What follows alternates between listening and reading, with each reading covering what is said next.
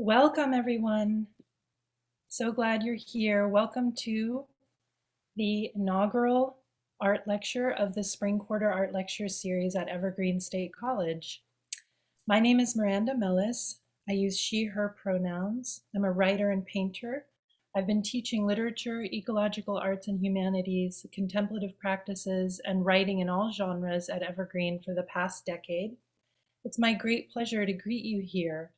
The art lecture series was first conceptualized by visual arts faculty Shah Osha and has been continually organized, fostered, and kept vibrant by her with the invaluable, impeccable, ongoing support of Julie Ron, Raoul Berman, student employees Alexandra and Jason today, and other wonderful staff and folks in media services, as well as arts and humanities faculty on campus. We want to thank the administration as well for helping to fund the series over the years through a matching fund. I've also contributed to the curation of the art lecture series at times, and this is one of those times. The series this quarter has an ecological emphasis. We're bringing practitioners to the college who, in various ways, through various mediums and modalities, from journalism to cinema, performance, and poetry, communicate deeply with a range of publics about climate change and ecology and related issues. So in week 4, we'll be honored to welcome Seattle Times environmental journalist Linda Mates. In week 6, Washington State Poet Laureate Rena Priest. And in week 8, eco-poet Roberto Harrison. Currently, I'm teaching Mammal Dreams with Ada Vane. Welcome, Mammal Dreams. I know you're in attendance, and I want to welcome other programs that are in attendance and invite you to just throw the names of your programs into the chat. We want to welcome you all, as well as welcoming the public beyond Evergreen. We'll be hearing from our visiting artists for about an hour, after which there will be an opportunity for a Q&A, so please take note of your questions for after the presentation. And now for the main event. It's my great delight to introduce and welcome the presenting artists today. Their birth name is Daniel Harm, and their artist moniker is Harmony Harm. Harmony Harm is a USA national champion cyclist, cinematographer, eco-artist, and experienced wilderness explorer. They were a professional road and track racer for 10 years before developing an interest in environmentalism, filmmaking, emergence management, and marketing. They co-managed Soundings of the Planet between 2019 and 2021, a successful record label that historically helped build awareness and support for rainforest preservation, for the Fairhaven 100-acre woods conservation success, and other environmental and social campaigns. They currently manage the Soundings Mindful Media archival video library, which is a vast archive of rare footage from the early 1970s consciousness evolution. Recently, they launched their own production company, which focuses on indie films, commercial work, expedition documentaries, and environmental advocacy. They are also on the board of the Center for Responsible Forestry, a local and very active organization that is working hard to change forestry practices in Washington State to protect complex legacy forests and shift logging practices away from clear cutting to respect biodiversity, honor wildlife and habitat, and recognize the role forests play in carbon sequestration. In their art practice, they explore a reality where humans use innovation, collaboration, and imagination to exist symbiotically with ourselves, with nature, with the living creatures who call planet Earth home, modeling possibilities for transformation. Please give a warm evergreen welcome to Daniel Harmony Harm. We're so glad you're here. Thank you so much. I super appreciate the introduction. I'm very thankful to be here. Quick audio check. Is the audio good? Okay, cool, awesome. All right, I'm gonna launch into it. We got an hour and a half. This is the first time I've publicly gone through the last decade of the creative chapter of my life. I've only given one other major public talk, which was more about my cosmic philosophies I learned while spending a decade building trails alone in the mountains. So I'm pretty stoked to present this all as one cohesive whole. After all, I'm relatively unknown, underground if you will. I'm going to start by going through some of my favorite photo projects, and we'll speak to what my imagination is trying to convey symbolically. I'll also speak of the mechanics of the photos, of how I built them, of the planning and orchestration. Then we will dive into my film work, where I will share more of my origin story as an artist. I'll end with lessons I've learned, personal philosophies I've cultivated, and what I did right and what I did wrong on the path of becoming an artist. I will try to keep this all to about an hour to leave room for questions at the end. Before I begin, I want to stress that I have been climbing ropes since I was 11 years old. I'm now 37 years old, so that means I've been learning ropes and rigging for 26 years. In my projects, there is significant calculated risk involved. I need to highly emphasize the amount of planning that went into this and the crucial importance of risk being openly discussed with everyone involved. To start, I would consult a close friend of mine who is a world-class climber, someone who climbs with Jimmy Chin, Alex Honnold, those folk. Then I would experiment on myself, learning the systems and proving they work to myself before asking someone else to jump into the fire with me. In short, know your limits and explore them with a reverence for life. At 29 years old, I literally woke up one day and quit racing bikes.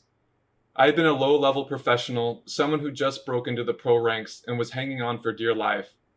Competition just didn't work for my soul, especially given that from my experience, a lot of competition is rooted in insecurity and ego. Though, racing bikes did help me reinforce a higher order of discipline that my soul craved and intentionally cultivated. It also taught me a lot about complex logistics, how to work as a team, and transport a bunch of bodies and a bunch of equipment from point A to point B day after day after day. In short, it taught me how to perform under pressure, act professional, and work in a team to accomplish a larger vision. To me, the decision to wake up one day and become an artist seemed sudden and unexpected to most people in my life, though it had been brewing in my subconscious for many years, perhaps even many lifetimes. I felt as if I did not even have an option. My will and soul knew that this was my path, and my mind and body had to follow along. Like the great tales of the Greeks, I will begin in media res, in the middle of things, right when I was finding my voice as an eco-artist. To me, that meant visually exploring a reality where humans use innovation, collaboration, and imagination to exist symbiotically with ourselves, with nature, and with the living creatures who call planet Earth their home. I'm going to move quickly through my work and will probably leave you all with many unanswered questions. So just know this is all accessible online if you want to dig deeper. Okay, without further ado, let's jump into some photos. I'm gonna do a screen share, so bear with me for one moment, please. This first photo is called Gates of Harmony. In it, I imagined biocommunication technology worn as clothing that allows groups of humans to communicate directly with the consciousness of ecosystems in order to form a symbiotic relationship with nature that supports ourselves and the biodiversity phenomena of healthy ecosystems.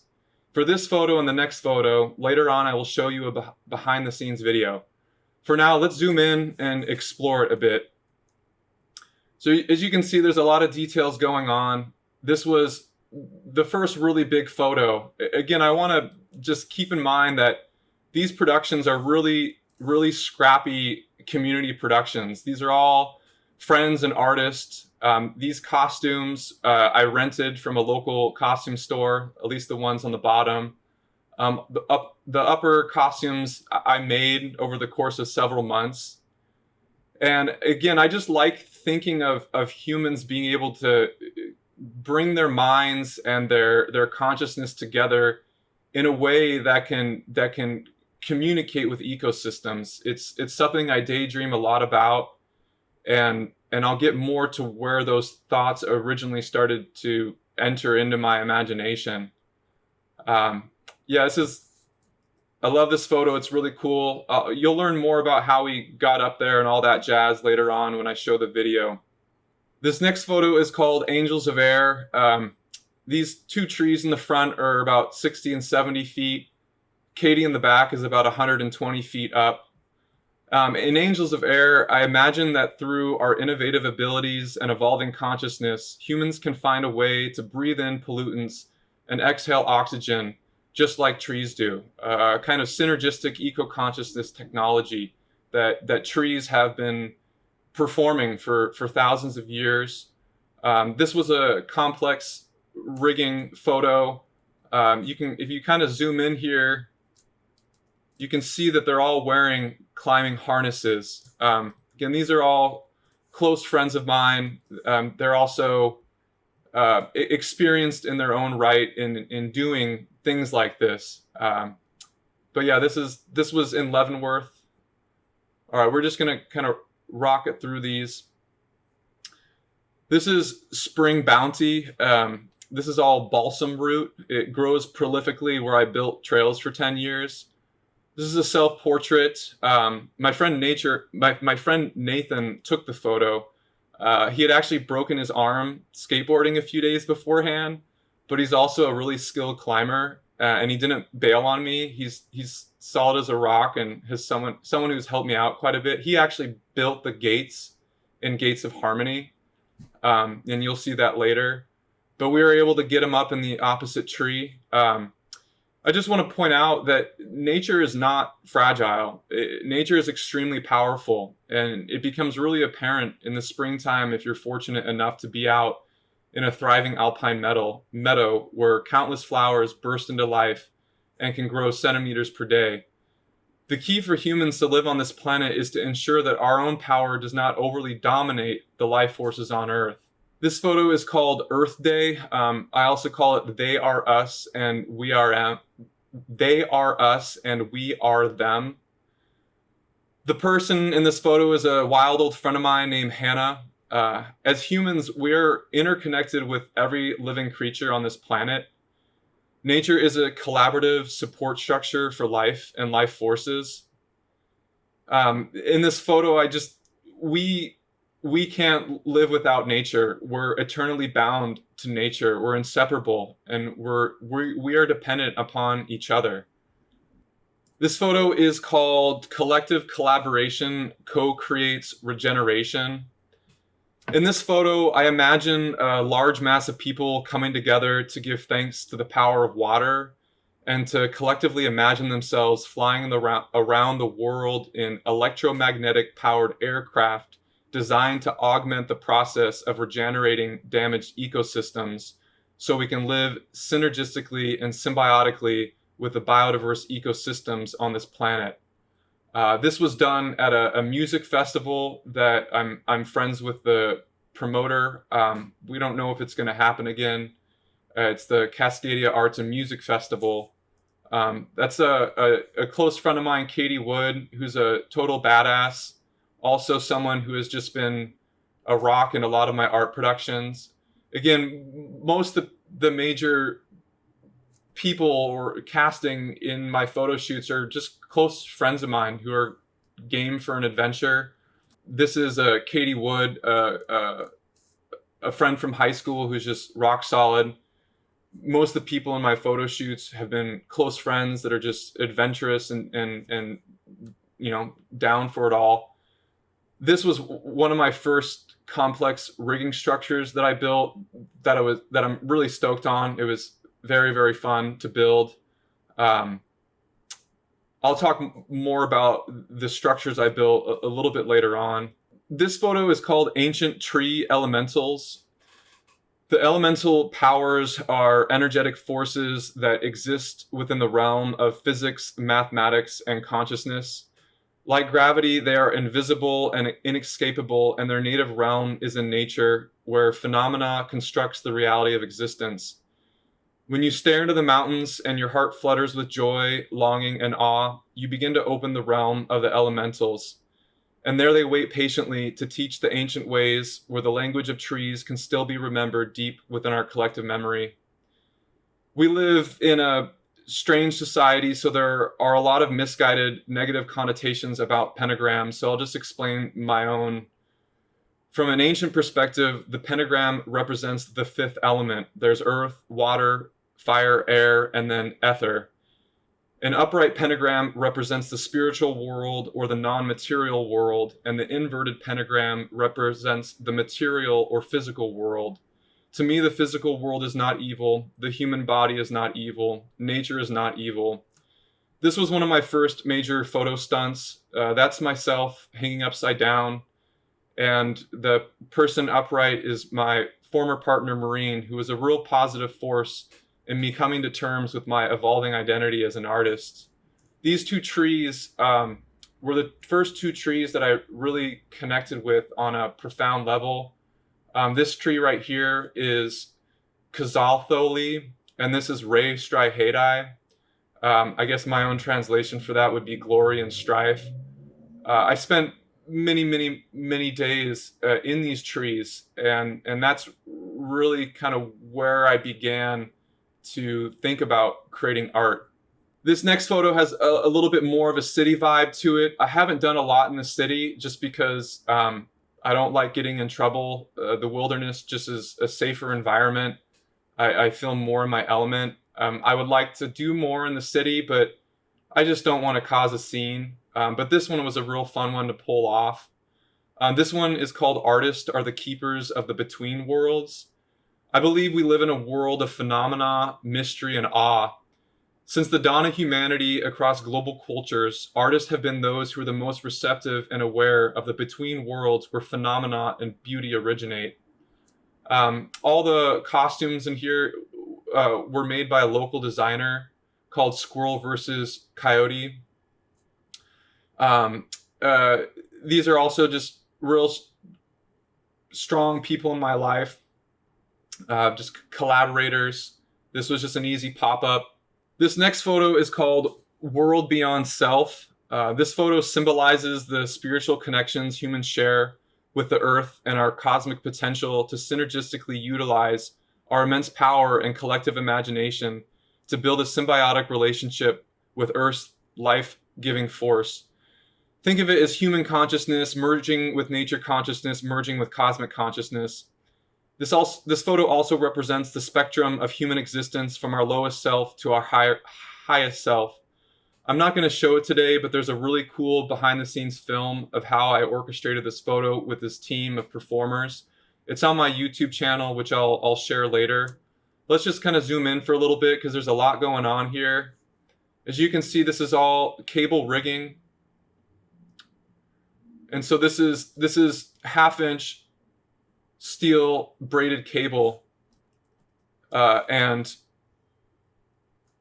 pretty wild. This photo was orchestrated in 10 different sections, so it's a composite. Just given our resources and the concern for safety, it would have been totally unrealistic to do this all at once. So we did it in several sections. We started out with this front group right here, which kind of represents the higher self, if you will, kind of like the cosmic version of yourself that only you and the cosmos really know. And then all the way in the back here, this is kind of represents the mundane world. Just, that feeling that you're just a cog in the wheel, that, when life just seems kind of meaningless and you question things. And so this is just a reminder of the vast spectrum of identity and existence.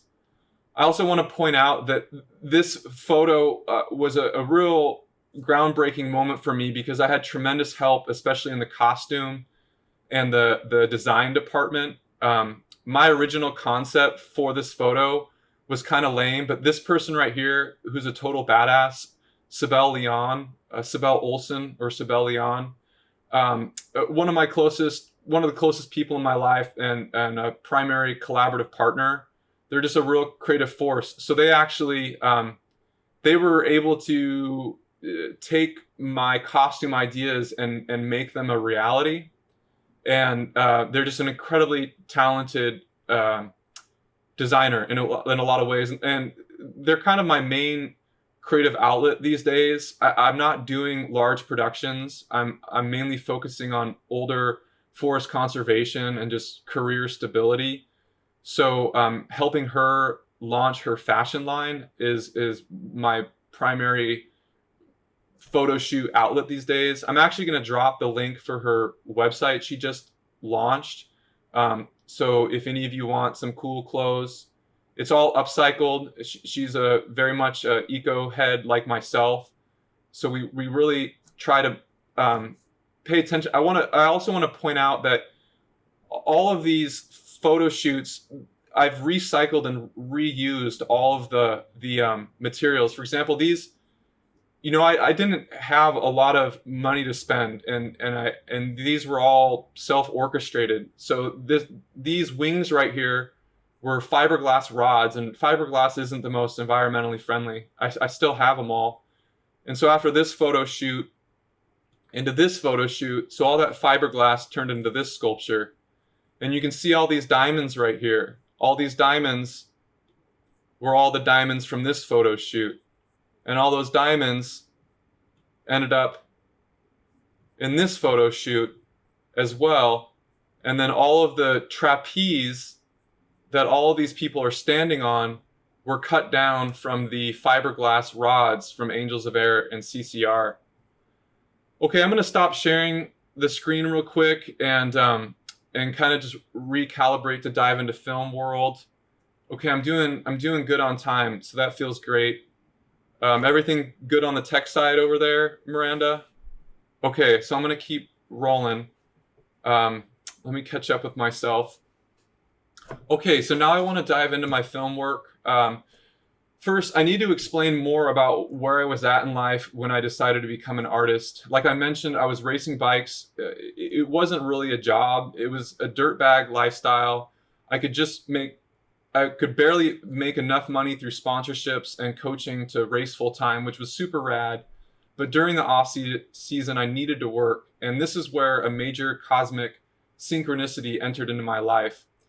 The first two videos I'm going to show you are from the beginning and the middle of a decade-long project building trails beneath the Enchantment Alpine Lake System of the Central Cascades.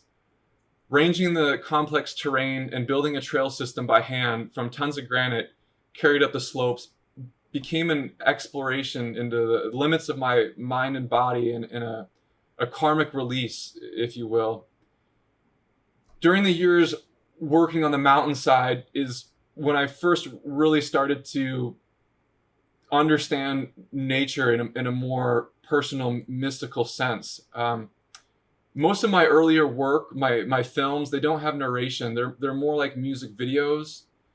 But in the context of this lecture, I'll use the opportunity to narrate over the videos on the fly to give you a deeper understanding of my process. We don't have time to watch everything, so for certain videos, I'll just hop into certain sections of it so you can feel the vibe. Okay, I'm going to go back into screen share mode.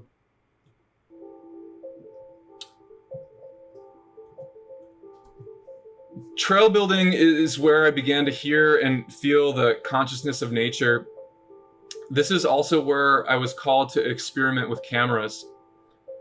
I started building the trails in 2011, and in 2013, I bought a few GoPros off of Craigslist. Reflecting back, I'm so thankful that I was able to create in isolation. There was no one to please, no one telling me what was right or wrong. It was only just imagination and experimentation. In this sense, these were truly some of the most creative years, even though I was just beginning to learn skills. My computer was a basic MacBook Air. It was painstakingly slow to edit on, but it's what I had. I learned to edit because at the time, Apple had this deal where you could buy a $200 a year program to learn about their software. I asked the manager if I could come in every week and be taught to edit. I didn't want to break any rules or, abuse their program, but she said it was totally cool. Most people bought the $200 program and they never came back. The people at the Apple store, they love the fact that I truly wanted to learn. And so this is really how I began my art career, was experimenting with documenting the trail building process. It was a real strange thing to get into, but for me it was an opportunity to be out in nature, which my soul really craved at the time. If it's really just what I needed to do. That's it. And it gave me a lot of outlet for a pretty wild imagination. So I'll kind of just let this video play out, and then I'll play another video that was more in the middle of my trail building days. I'll just let this one play out.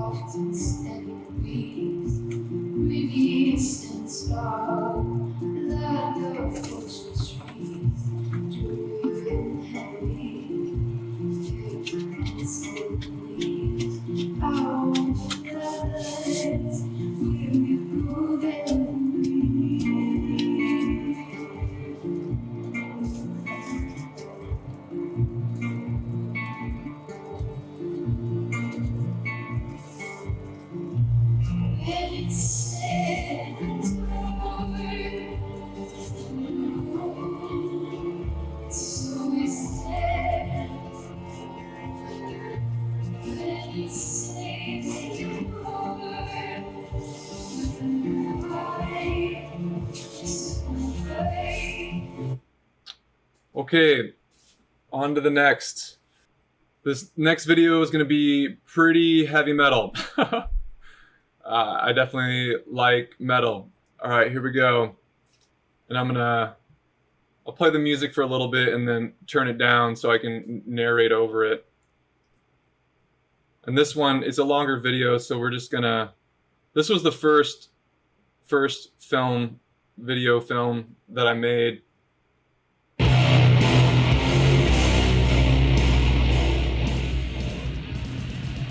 So this film is called Temple.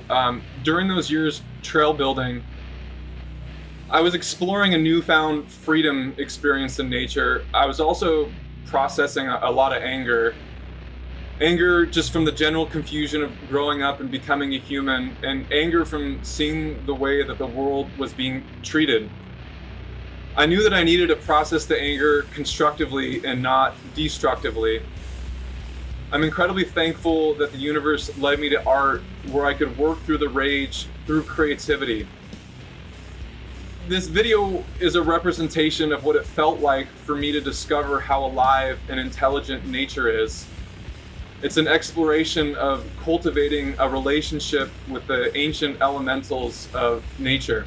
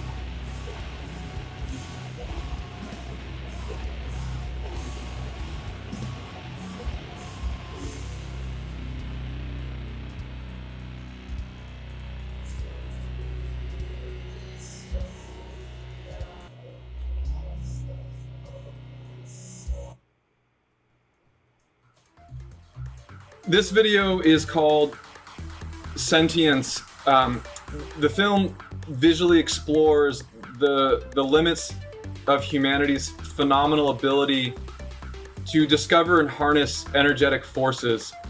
In the rare space of spending so much time alone in the wilderness, I began to understand that humans are very limited in their knowledge of the potential of energy. The cosmos is so vast and so phenomenal, and we know so little about energy in general. I find it very easy to believe that we will discover many new forms of energy in the future, including energies that we can create with our own bodies through thought and consciousness. This film is a hyperlapse. Using the trails I built as the setting, two dancer friends of mine and myself jumped hundreds of times for every scene. We would jump 4 times in the same position, then we would move forward about 6 inches, and then jump 4 times again, and then move forward 6 inches, and jump 4 times again, and so on.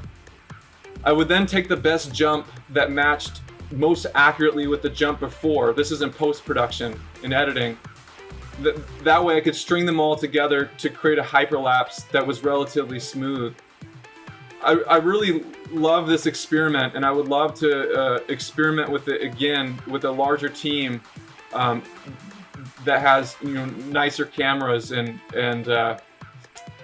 yeah, I just think there's a lot of potential. There's only so much you can kind of do.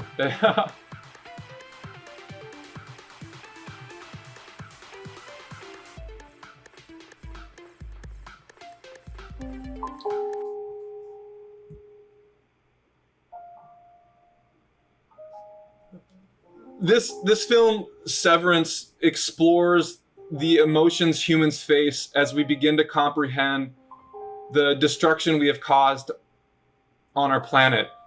From a young age, I was very sensitive and aware of the ways in which humans are destroying nature. As an empath, I can viscerally feel the sorrow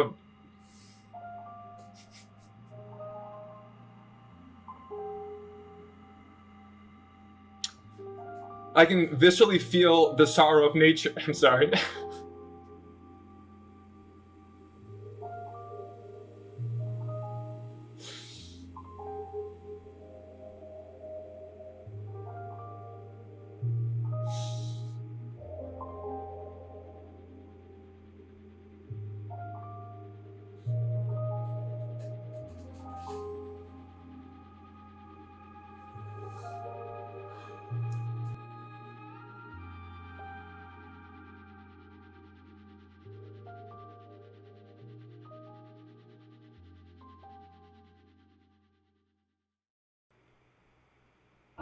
Renato, Hannah, Katie, Yocasta, Dakota. I'm super excited for this photo shoot. The last 4 days, my friend Charles and I have been building a system for you all to be able to access the crown of these 5 trees. These are the platforms that I've built in all the crowns. They're super sturdy. Really the headiest part is all the swaying. It's just about taking your time. We're gonna have all day Sunday to practice it and just getting your bearings up there.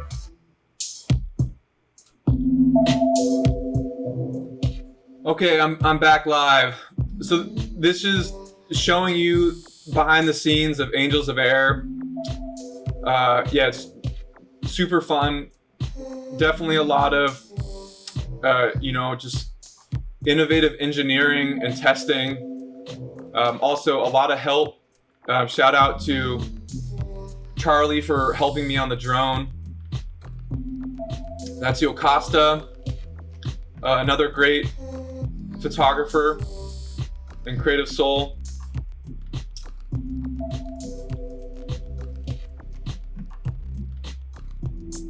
This was actually performed during the eclipse. Gosh, when was that? The last eclipse. You know what I'm talking about. The total eclipse. So that was a real trip, and that was intentional. I wanted to do it during the eclipse. That's Renato, an incredible gymnast. And you can see this actually, I'm gonna go back for a second.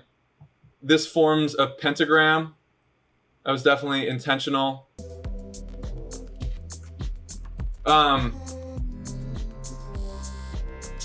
yeah, it made for really good lighting.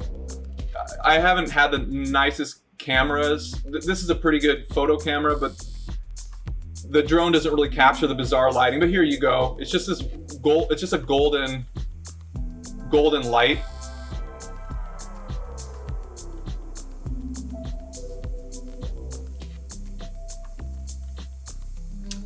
So this is Gates of Harmony. Nathan, the dude with the really hot hair, he built those gates. In total, it was about 1,000 pounds of steel that we had. So that was a mock-up. So in order to get my friends and friends of friends out there, I had to prove that it was real, and so I'd often do mock-ups like that. Silly enough, this was actually the second attempt of this shoot. The first time we did it, we didn't ask permission and we got busted. The sheriffs actually rolled up, and I got in a lot of heat and a lot of trouble. Oh, here's some other photos. Well, you've seen these, so we'll just stop it. You've seen the rest, but that was Nathan. That was another.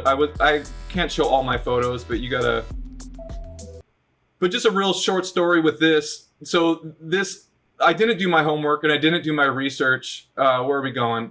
So this is like a couple miles away from where I build trails. So for me, it was my home for 10 years.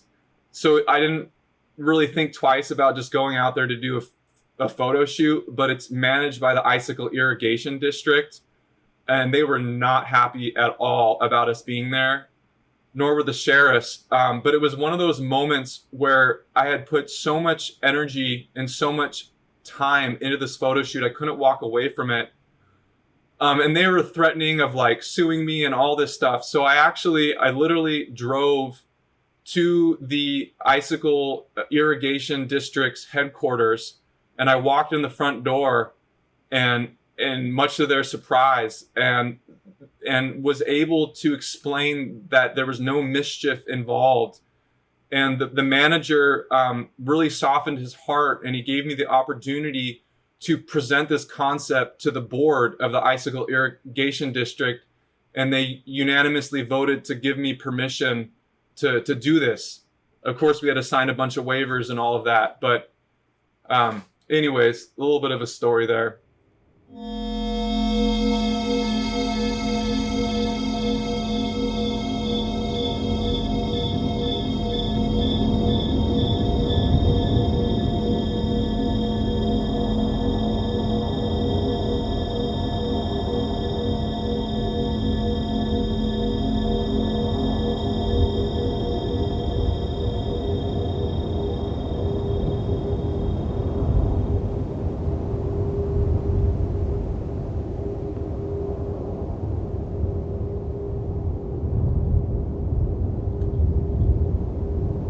This has a really long intro, so I'm just gonna kind of go into the action, because it's pretty wild.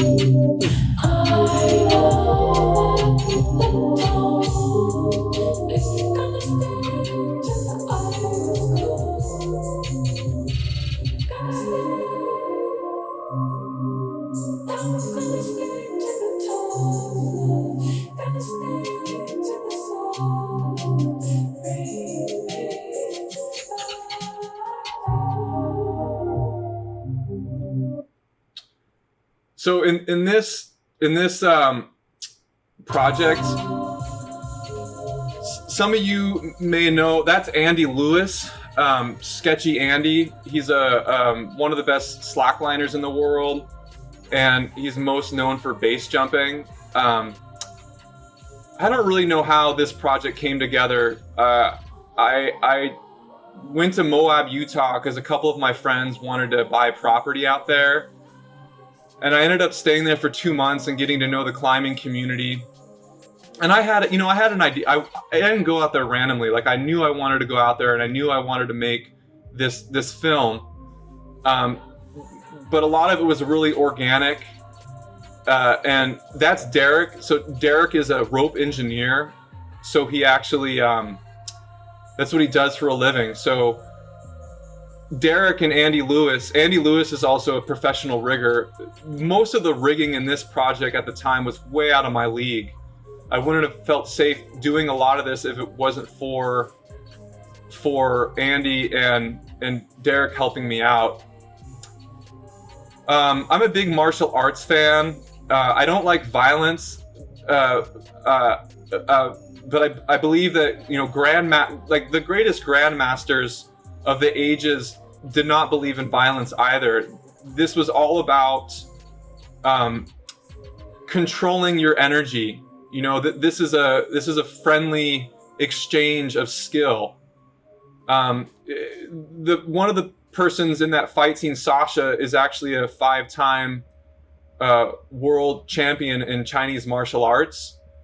She's a total badass, and I just met her in the art scene, and was like, "Hey, do you want to go to Utah?" I always fantasized about doing a martial arts scene, and so it all came together.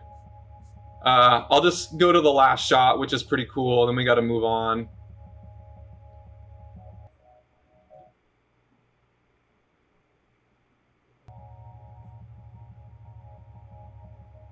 So we hauled those solar panels up. You can watch the behind the scenes on my YouTube. The behind the scenes of this project is pretty wild.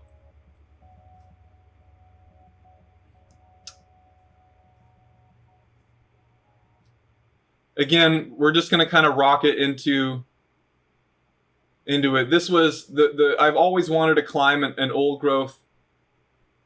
I'm going to skip the really scary part. I've always wanted to climb an old growth. And yeah, so this project I actually did over the course of 4 months. Okay. This particular edit makes it look like I did it in one day, but it actually took several. A little bit windy right now. I wouldn't say attempts, but stages. That's the best word for it. It took, you know, the first stage was just getting the rope on the lowest branch, and that took multiple times. I had to climb 3 trees to get to a tree that was close enough to get to the lowest branch of this old growth. And keep in mind, at this point, I was kind of at I was really dialed into my climbing skills. You know, I'd been climbing for 20 years, and everyone needs to understand their limits. And I'm not suggesting anyone go out and do this, but if you look at the mountaineering community, this is nothing outlandish compared to what people are doing in the mountains these days. And I also have a very strong, there's something about the connection that you can build with trees where you trust it. You know that, you know,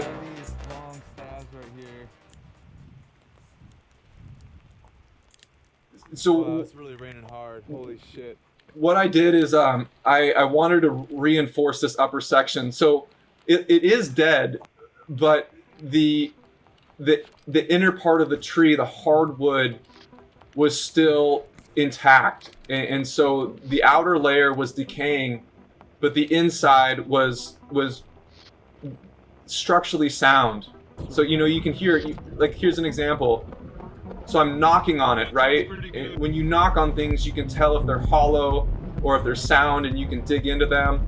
But I still wanted to reinforce it because, as you'll see, I was gonna go to the top wearing a crazy costume. So I reinforced it with a bunch of ratchet straps and martial arts fighting staves, which are very, very strong. And so this is me just practicing just getting my bearings up there, just getting a feel for how it would be like a mock-up without the costume. Pretty trippy.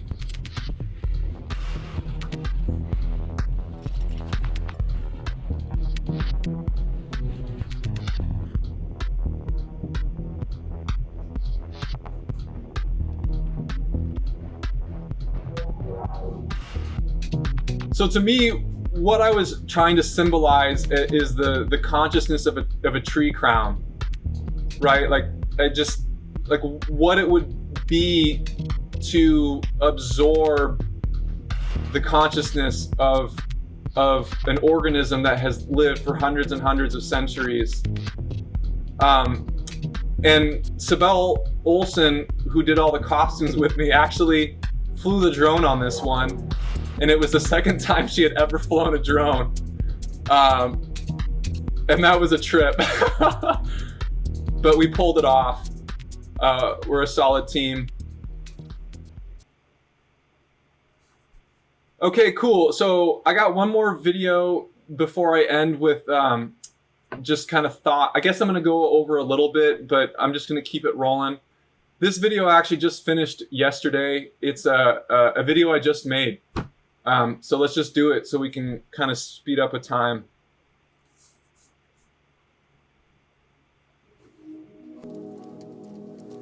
Ever since I was a young child, the safest place I felt was in a tree. As a shy kid who moved around a lot, much of my life was spent in trees. Most everywhere I went, I found a tree to climb. Now living near Colshan Mountain of the Pacific Northwest in the land of the Nooksack tribe, I feel lucky to have access to some of the last remains of the older forest that once dominated these landscapes before most of them were destroyed by European settlers and the rise of industrial logging. There is a certain mystery in the crowns of trees, especially in the forest of the ancient native ecosystems that created the plethora of life inhabiting these northern lands.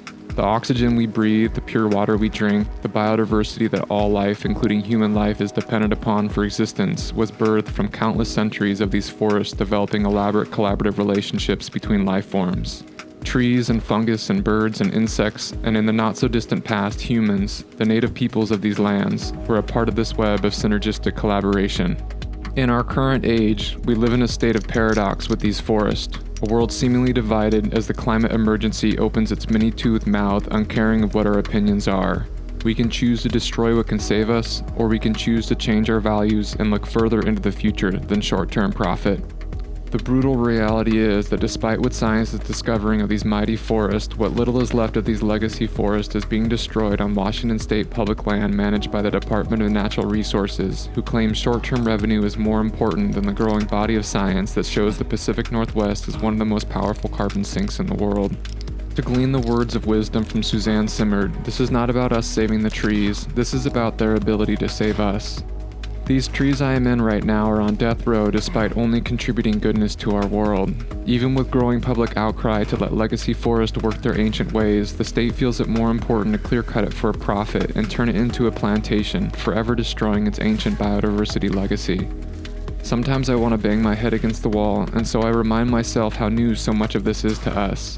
After all, it wasn't until the 1970s that us Westerners first began to understand that old-growth forests are havens of biodiversity, much thanks to the work of Jerry Franklin. Before the 70s, old-growth forests were seen as dead zones void of life.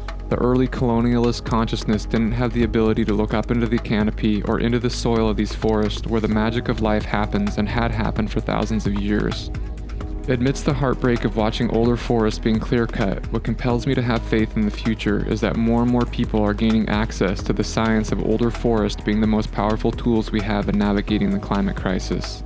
Ancient native ecosystems are more complex and sophisticated than we had ever imagined. It takes a lot of humility to understand that older trees and ancient ecosystems are light years ahead of us in their ability to store carbon and to cool and keep our planet habitable for human life. What seemed obvious and fundamental to the ancient peoples of these lands is just beginning to blossom in the greater consciousness of humanity. This is where mysticism and science meet in union to understand the phenomena of nature like never before. Tree consciousness is based upon a shared system where trees support their own kind and countless other species by giving and receiving nutrients, minerals, water, and vital information. Tree consciousness is an enlightened state of existence where resources are managed for the greater good and resilience of the system.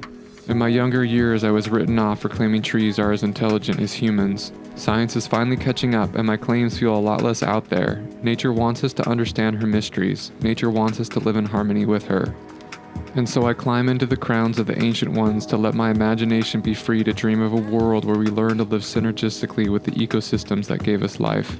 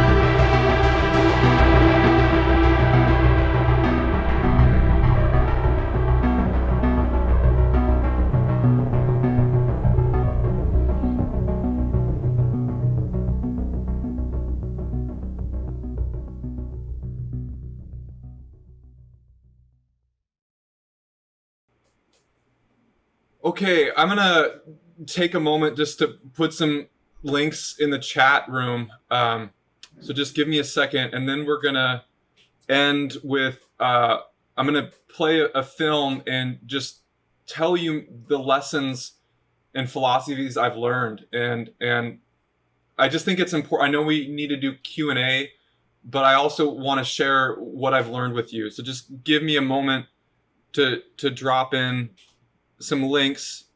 The first one I'm going to do is Sibel Leon. If any of you want some cool fashion, I just think it's important to support her work because she has supported me on so many levels.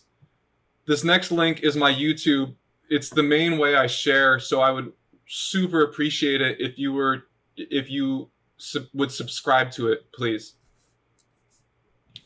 And then I'll do my website because that's where my photos are and videos. And the last one is Instagram, which I'm on occasionally. I will be kind of sharing behind the scenes for other projects. Okay, so let's just jump into this last video and talk of philosophy so we can open it up to Q&A.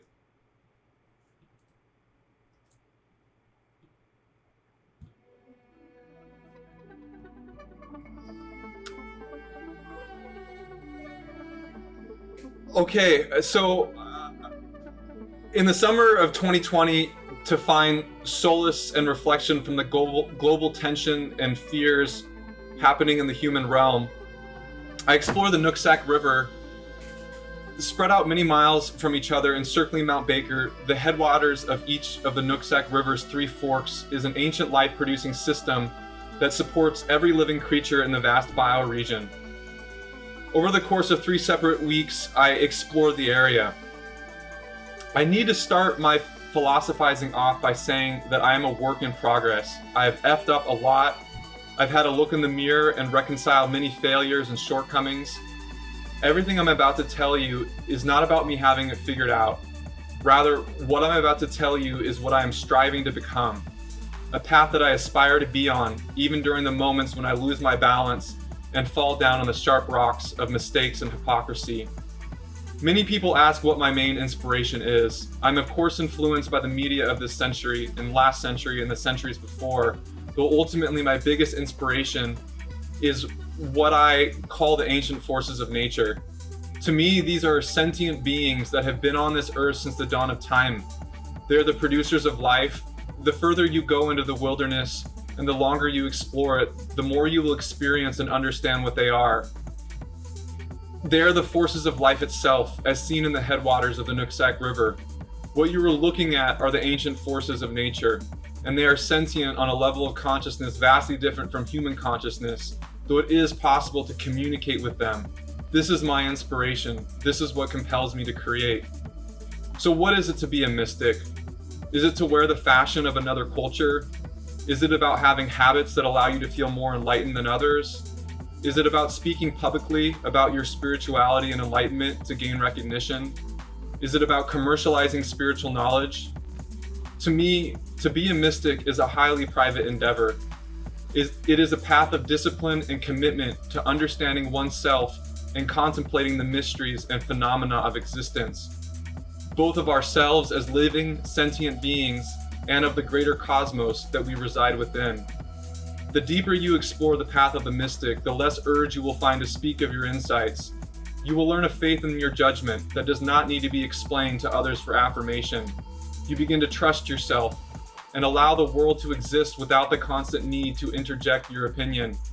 This does not mean being complacent or silent in the face of injustice or oppression. We need strong voices to oppose the oppressive, exploitative forces on this planet. And the deeper conviction and faith you have in yourself, the more you can speak and act from a moral compass that does not resort to violence or ill will. Above all, my personal mysticism is rooted in the faith that goodness is the most important pursuit of being a human. Despite living in a world of pain and heartbreak and hate, we must never let go of the faith that humans are on a path towards goodness. Here is an ancient proverb to help visualize this. Think of all the love in the cosmos as an alpine lake in the mountains. Now imagine all the hate in the world as a cup full of poison. If you pour the cup full of poison into the lake will continue to live, and over time will absorb the poison. You see, this isn't about changing the world to pure goodness in our lifetime. Rather, our lifetime is about contributing as much goodness as possible into a timeline of thousands and thousands of years. What we do now does matter in the future, even if we can't see the results immediately in our own lifetime. Humility is everything. I'm thankful to not be commercially successful, even though in prior years it was a hit to my ego. The importance of creating art for the pure purpose of expression was solidified when I had the privilege of meeting one of my favorite musicians, Aisha Devi, who reminded me that true art cannot be commercialized. Not going commercial has allowed me to find greater purpose of older forest conservation work and has given me room to find a deeper meaning to life beyond ego and materialism. If I went commercial, I would have been sucked deeper into the materialistic rat race of our modern culture, which would have pulled me further away from my internal desire to live closer to nature. Destroying the system is devastatingly less creative than transmuting the system. Mutating what already exists without destroying it is always of a higher creative order. I'll say that again. Destroying the system is devastatingly less creative than transmuting the system.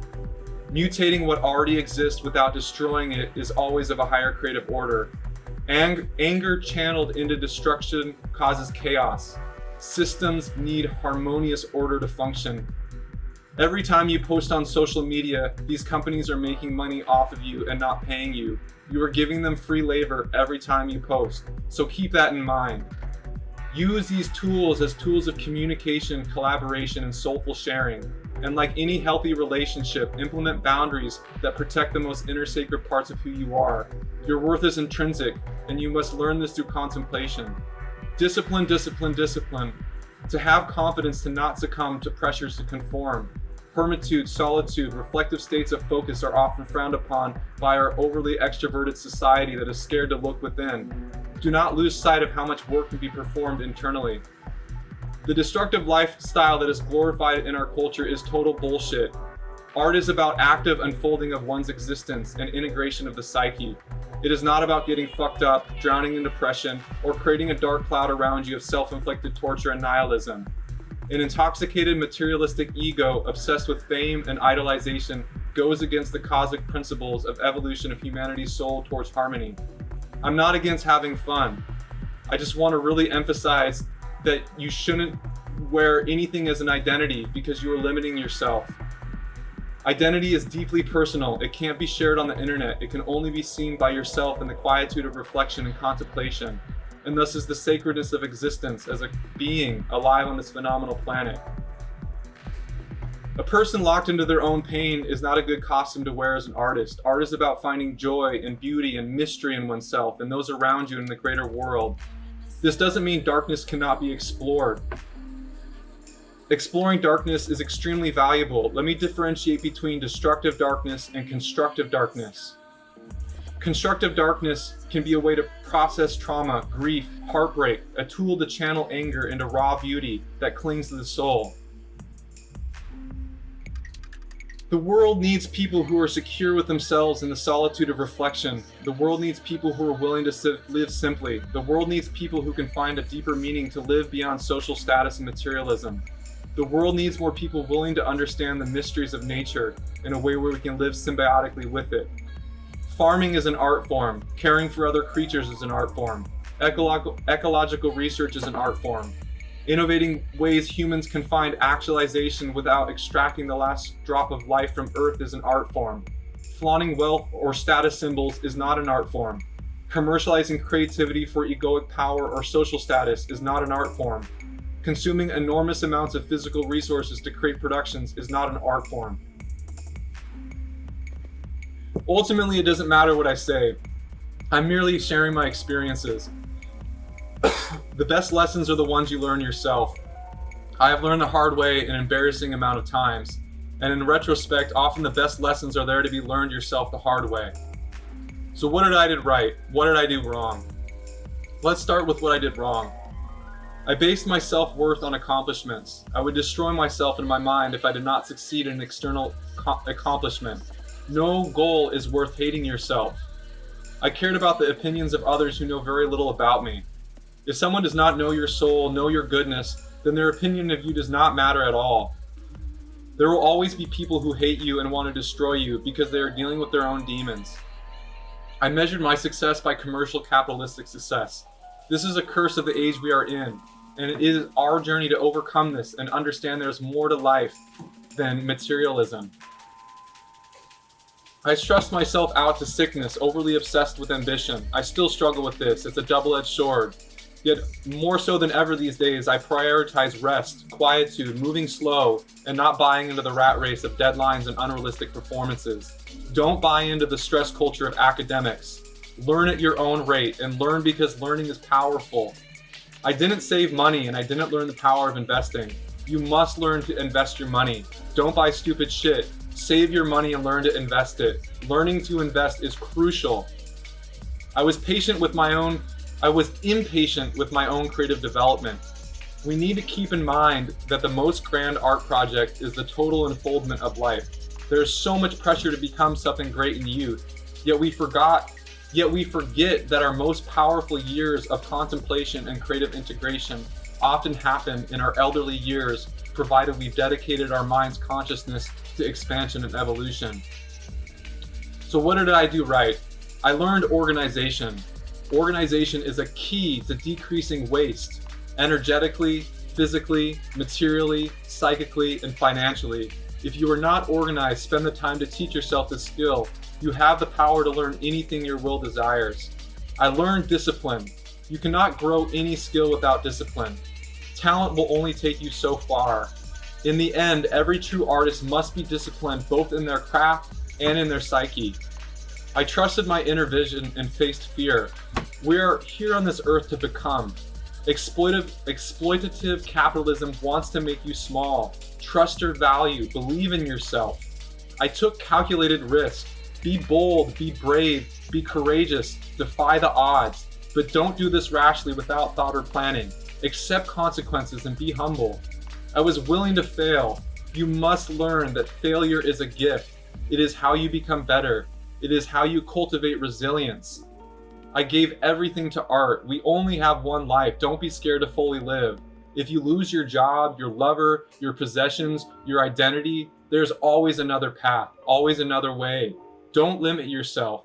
Give yourself entirely to the art your soul craves to become. Well, that was good timing.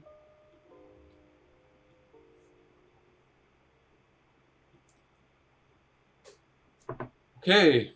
All right. Thank you. Thank you so much, Daniel. That was so powerful, and we're so grateful to you for your teachings and your art. I'm going to open the floor now to questions in the Q&A. This question that's coming right now really directly links to some of the things you've been speaking about, engaging with ecological action. From Elizabeth Guest, for people who know they want to support environmental causes, are there specific areas or certain efforts or careers or organizations you recommend or believe are making a significant impact that you believe are worthy of investing time and energy in? Thank you, Elizabeth.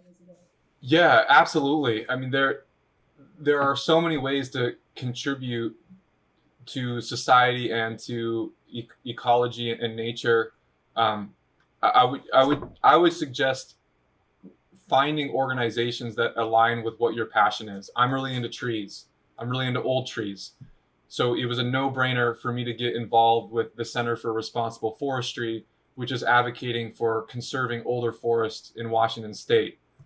If you're into wildlife, I'm sure there's other wildlife organizations. I think a lot of it too is, it's not easy to, if you're being raised to go down a certain path that's in conflict with what you truly want to do. If what you want to do is research wildlife, or if what you want to do is research moss or whatever it is, go for it. Like, follow it and study it. I can't rattle off a bunch of organizations off the top of my head, but for sure they are out there. And so my main recommendation would be to do the research based upon what you are most passionate about. Thank you, Daniel. Here comes a question from Eric Steinhoff, who's on the faculty here at Evergreen and also works with Center for Responsible Forestry, about aesthetics. And this question is complicated, but it takes me back to your comment early on about Angels of Air and how you were in that piece speaking of a vision of humans becoming metabolic, energetic agents of decontamination and bioremediation, this beautiful vision of imagining that, which made me think of, thistle and oyster mushroom and the kinds of plants that do that kind of magic and transformation. Eirik says, I'm so moved by the inventive combination of technology and technique on the one hand, and the complex symbolic vocabulary on the other. It gives me renewed appreciation of the term aesthetics in the root sense of sense making. I can see with fresh eyes now how aesthetics are a key ingredient in politics and ecology as well, not just something restricted to the museum or the classroom, but in making and marking change in the world. I would invite our distinguished visiting artist to share further reflections on this nexus of politics, ecology, technology, and aesthetics. What work can art do now? In what ways can art make and mark changes in how we sense together of our world? And also, Eirik is interested to hear what next you're working on, what's coming next for you as an artist. Yeah. I love the way that Eirik thinks. It's such a privilege to be working with him on the board of the Center for Responsible Forestry. Art is really powerful. It I feel like it's a way for us to process the kind of zeitgeist that we're in. You know, it's a way to synthesize so much of what is going on, and I do think it's in art to me ultimately is expression. Like I really identify with the notion of being a folk artist, where a folk artist, you're creating purely for your own unfoldment, for your own fulfillment of just existing. There doesn't have to be any explanation for it. Um, it's a strange time with commercialization and commodification of how to navigate the boundaries of art. I don't know if I have a super specific answer to the nexus, but I think that human expression is very valuable. And I think it's very clear in our age and in ages before us, many forms of human expression have been repressed. And if the expression is based in goodness, then it should never be repressed. And so that I think has so much importance in the political sphere, in the social sphere. You know, we see it around us. There's so much repression and censorship going on. So it takes a lot of courage to be a human these days. As far as what's next, I mean, older, the video of me exploring the older forest is what I'm drawn to. I want to create a series exploring these forests that are on death row and documenting them before they disappear. I think that's my art project I'm in. And then, as I mentioned before, helping Sibel out with her fashion line, which gives me that, you know, I love costumes, I love photo shoots, and her grandparents have a cool little piece of property that is very natural. Yeah, so I don't have anything big planned. I've mainly just been trying to slow things down and just be thankful that I have a steady job as an editor, and getting more, and because my art began to feel too removed from actual impact. You know, it's really cool. But it just felt too disconnected from on the ground work that needed to be done. And I felt like I was just kind of spewing air, and that's why I started getting involved in the nonprofit world, where I can be involved in policy. I can be involved in the legal framework of how our current colonialist state operates to actually make change. Boom. Thank you, Daniel. That actually connects with a question in the Q&A that I want to just jump to from Kai Couch. It's linked directly to this. Kai writes, I appreciated the expressed distinction between constructive and destructive darkness. I was struck by your experience near Leavenworth with the sheriff and the Icicle HQ. I hear you about feeling like you want to bang your head against the wall.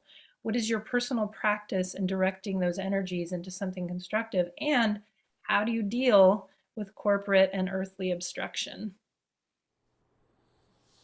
Yeah, thanks, Kai. Great question. I mean, back in the day, you know, in my mid 20s, over a decade ago, when I was pissed off at a lot, uh, my main outlets, well, creating art was major. Like it was just a way to express emotion in a non-destructive way, even if at first it was really startling for most of the people in my life. You know, I really went from like 0 to 60, and all of a sudden just like crazy. They're like, is this dude losing his mind? But to me, I had been, it had been within me for my whole life. Like that's my imagination. Um, Trail building was also really great because I could work with my hands, you know, like I could scream at the top of my lungs, and I wouldn't piss anyone off. Like to me, it was just really important to learn how to not transmit one's own emotions and angers to another human, you know, like the trees aren't going to feel mad if I'm expressing my desire. If I'm trying to hurt them, it's a different thing. But if I'm just there expressing my sorrow, it's different. I think one thing that I do in my personal life that's a personal practice is I've been journaling every day pretty much my whole life. And I think it's just like it's 30 minutes every morning. It's the first thing that I do when I wake up, and it's just a way to just process where I'm at. And it's really silly because I'll read my journals from my early 20s, and it's like embarrassing. You're like, oh my God, who were you? You know, but you grow up, and that's it. So the short answer is it's an internal process. And the same with trying to reconcile all the destruction around you. You just have to realize that this is a long game. We're talking centuries and centuries. And if you can give as much as you can in this lifetime, you're making an impact, even if it feels like you're going against all odds. Thank you so much for that. This last remark you made about the long arc of this work, the legacy work, connects to a question by Ansley, where the sort of aesthetics here seem to combine and work between the ancient and the future, right? Yeah. Thinking the intertwining timescales. And Ansley asks about the futuristic, they put it in quotes, fabrics, Hmm. and asks, is the futuristic fabric solely for contrast or for other reasons as well? It's sort of there's an aesthetic here of futurism. Yeah, maybe you can Yeah, speak to that. totally. Yeah, the costumes are like the color scheme with the costumes are definitely created to pop, right? It just the vivid, like red especially, like red just pops out in nature. So it makes for something that's visually impactful. And then as far as the imagination behind the costumes, it's like we are so innovative. It's amazing, right? Like I just if we as a singular organism of humanity decided to put all of our innovation into living symbiotically with nature, we could. Like the technological capabilities are there. Like technology is not the limiting factor. It's our consciousness.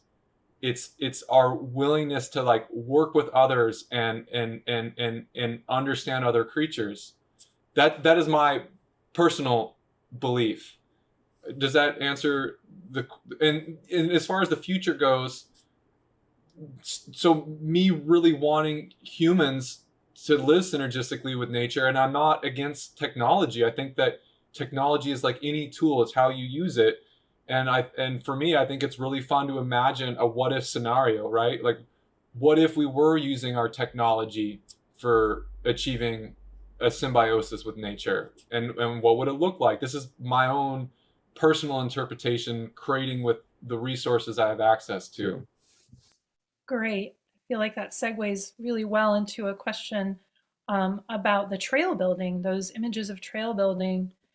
That what is the context of the trail building when we talk about this symbiosis and sort of not being against technology and these visions that you're describing? The question is, what entities were you working with to justify building trail structures? What purpose do they serve, right? What is the place of trail building specifically for human use in the vision of um, ecological harmony? Yeah, so trail building, it was a job. It was an artisan job. So a very very wealthy family owned a large piece of property, and they wanted trails on it. And I didn't know anything about building trails, and they didn't really have any expectations.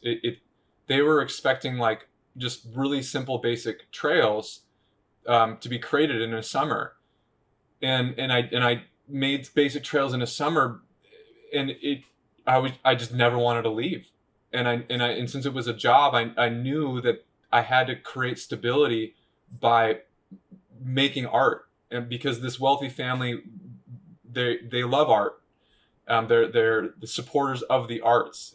And as they saw my work evolve, they're like, whoa, like, go for it. It was a really rare opportunity. It's very cosmic. As far as entities go, like I have mentioned the ancient forces of nature and tree consciousness. Like, I'm just gonna keep it with that. Like, I just, to me, nature is an entity. Rivers are an entity. Moss is an entity. And trees, as far as their intelligence go, they, to me, tree consciousness is an enlightened state of being, insofar as that they are supporting hundreds and hundreds of other species. Like, that's incredible. Like, that's, and it's shared with fungus and all these other relationships. It's such a phenomenally enlightened way of existence, to just not move and to grow into this magnificent being that contributes so much to the immediate environment around you. And it's not just trees. Tree consciousness encompasses all the other you could say mushroom consciousness. So I hope that helps. Yeah, that's really beautiful and does go to the next question I was going to pose, which now you've addressed from Josh Fritsch about your understanding of tree consciousness. We only have a few more minutes, and I wanted just to invite you as, and in connection to that, this vivid, eloquent description you've made of the generosity of trees and all the species that trees support in different ways. Um, on maybe you could speak a bit to collaboration. You spoke about the solitude of trail building and spending a lot of time in solitude, and the private endeavor of mysticism. But collaboration is key to your work. Collaboration with the more than human world and collaboration with other artists, climbers. So maybe you could say a word or two about the centrality of the collaborative mode, how it feels to you, what that means to you, and then we'll close with that, with the end of that. Yeah, totally.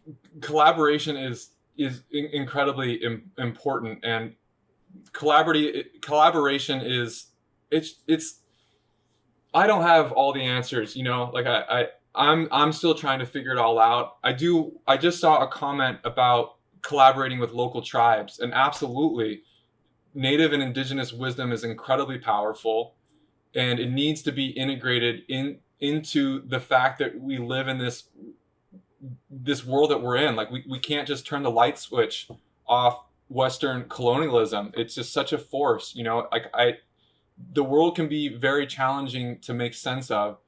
So it's great to just make things smaller and more manageable, like collaborating with yourself, right? Like, learning to get along with yourself, learning to get along with your own existence, collaborating with the people in your life, right? Like, how do you work through conflict? How do you synergize? How do you take a step back from something and think about what is best for a larger purpose? I know that may sound abstract, and like, I'm figuring it out as well, but these are just my own understandings I've come to. Like, collaboration is so powerful, especially when it's being used to live in a way where we're in harmony with nature, not overriding it. And I don't know what that looks like. I'm not a trained ecologist or a scientist, but I love reading books about them, like Jerry Franklin, like, incredible, like, such a big fan. And Suzanne Simard, I'm reading right now, Finding the Mother Tree, and that's incredibly insightful. Like, I would really recommend that. Like, if reading her book will give you way more insight into what I'm trying to speak of, because she's trained in it scientifically. Beautiful. Thank you so much for being here. Just really want to give you a big, I know everyone is applauding in their own space. We can't hear it, but we can sense it. And just to thank you again for being with us, Daniel, at Evergreen. We appreciate you and we love your work, and thank you again. Right Thanks on. everyone. See you week 4 for the next art lecture series.